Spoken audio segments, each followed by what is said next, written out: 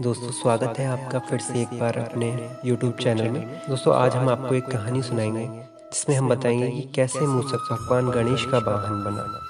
यह एक पौराणिक कथा है, तो चलिए स्टार्ट करते हैं। अगर अभी तक आपने चैनल को सब्सक्राइब नहीं किया है तो प्लीज़ सब्सक्राइब कर लीजिएगा और अगर वीडियो अच्छी लगे तो लाइक कर दीजिएगा। चलिए स्टार्ट करते हैं। सभी हिंदू देवी देवताओं के अपने अपने वाहन हैं।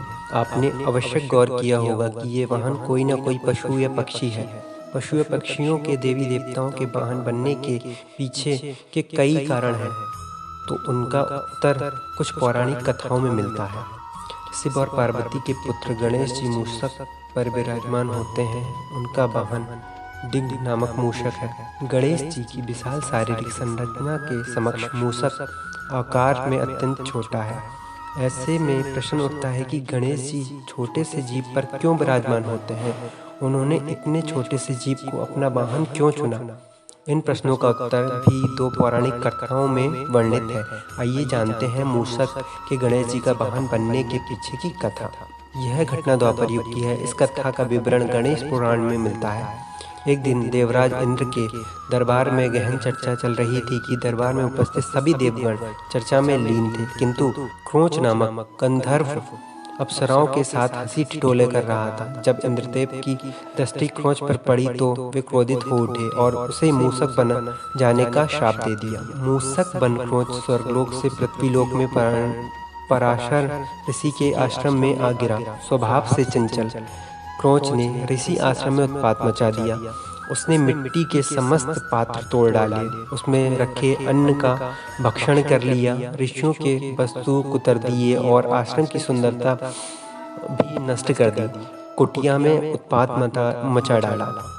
मूषक के इस उत्पात से परेशान होकर ऋषि चिंतित हो गए और उससे छुटकारा दिलाने की प्रार्थना के लिए गणेश जी के पास गए। गणेश जी ने पराशर ऋषि की प्रार्थना स्वीकार कर और मूषक रूप क्रोंच को पकड़ने के लिए एक तेजस्वी पासा फेंका। पासे के बंधन से क्रोंच पाताल लोक भाग गया, किंतु पासे ने पाताल लोक तक उसका पीछा किया और उसे बांधकर गणेश जी के समक्ष लाकर खड़ा कर दिया। साक्षात गणेश जी ने उसका सक्षम देख क्रोंच भयभीत हो गया और अपने प्राणों की भिक्षा मांगने लगा। तब गणेश जी बोले, तूने पराशर ऋषि के आश्रम में बहुत उत्पात मचाया है, जो क्षमा योग्य तो बिल्कुल भी नहीं है, किंतु मैं शरणागत की रक्षा अपना परम धर्म मानता हूँ। तुझे जो वरदान चाहिए मांग लो। गणेश जी की इस बात पर क्रोंच का अहंकार जाग उठा और बोला, मुझे किसी वरदान की आवश्यकता नहीं है। आपको अगर आवश्यकता है तो आप खुद ही मुझसे वरदान मांग लें। अहंकारी क्रोंच के इस कथन पर गणेश जी मंद मंद मुस्कुराए और बोले, ऐसा ही सही है, मैं तुझसे अपना वाहन बन जाने का वर मांगता हूँ। क्रोंच के पास कोई अन्य विकल्प ना था। अपने कथन अनुसार वह गणेश जी का वाहन बन गया।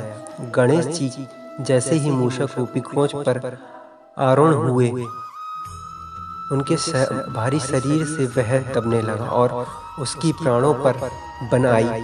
उसका सारा अहंकार चूर चूर हो गया। उसने गणेश जी से याचना की कि वे अपना वजन वहन करने योग्य कर ले। गणेश जी ने वैसा ही किया।